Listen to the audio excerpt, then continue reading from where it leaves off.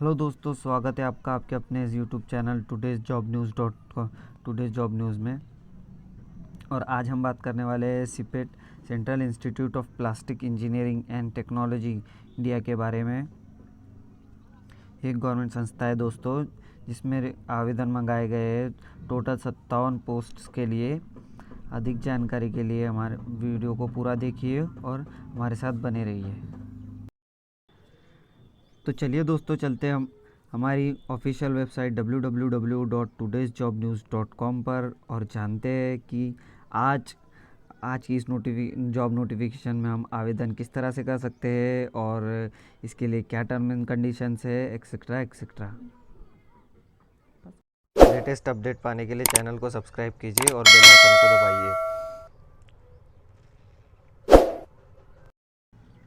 तो चलिए दोस्तों, हम आ चुके हैं हमारी ऑफिशियल वेबसाइट todaysjobnews.com पर और आज हम बात कर लेते हैं हमारी आज की नोटिफिकेशन सीपेट रिक्रूटमेंट 2020 के बारे में। तो दोस्तों, यहाँ पर टोटल 57 पोस्ट के लिए आवेदन मंगाए गए हैं, जिसमें से एक सीनियर ऑफिसर की 4 वैकेंसी है और ऑफिसर की 6 वैकेंसी है और टेक्निकल ऑफिसर्स के लिए 10 वैकेंसी है और असिस्टेंट टेक्निकल ऑफिसर के लिए 10 और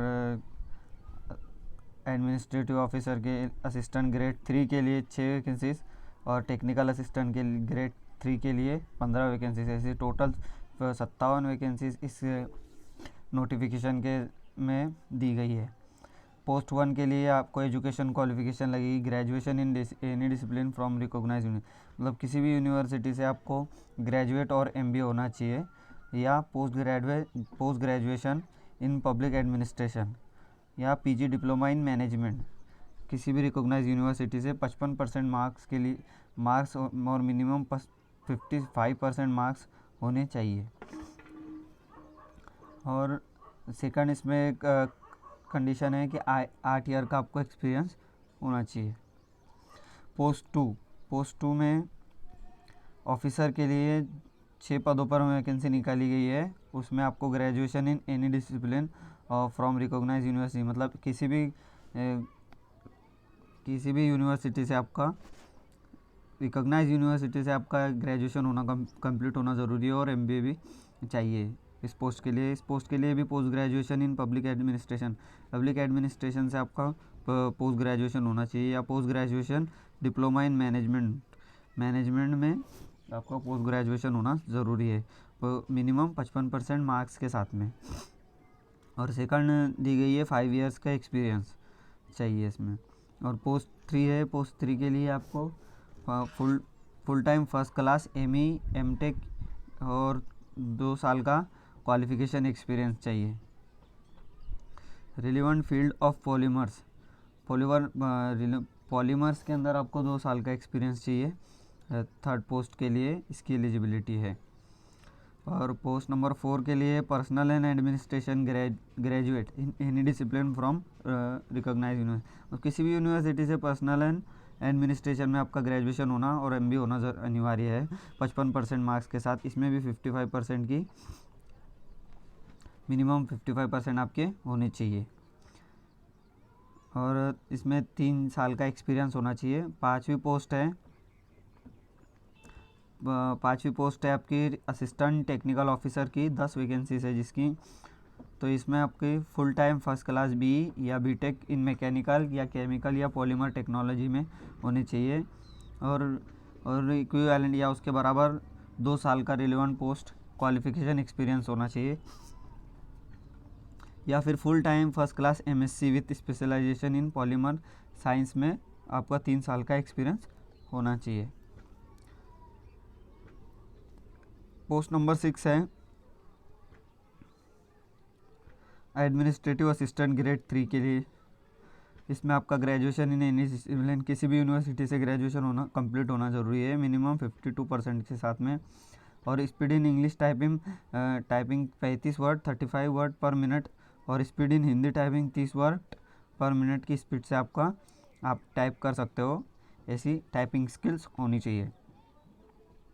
और आपका एवरेज 5 kbps होने चाहिए।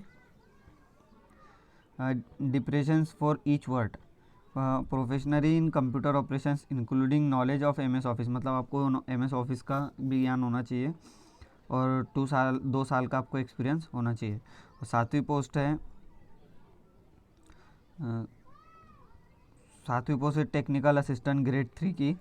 तो इस पोस्ट में आपको डिप्लोमा इन मैकेनिकल चाहिए या DPMT या डिपार्टमेंट, या ये जो पोस्ट टेस्ट लिखी गई है ये, या फिर 1 साल का, और इसमें 1 साल का एक्सपीरियंस होना चाहिए और पोस्ट क्वालिफिकेशन एक्सपीरियंस चाहिए। या अगर आप ITI आपने फिटर से, टर्नर से या मशीनिस्ट से किया है तो आपको 2 साल का एक्सपीरियंस होना अनिवार्य है।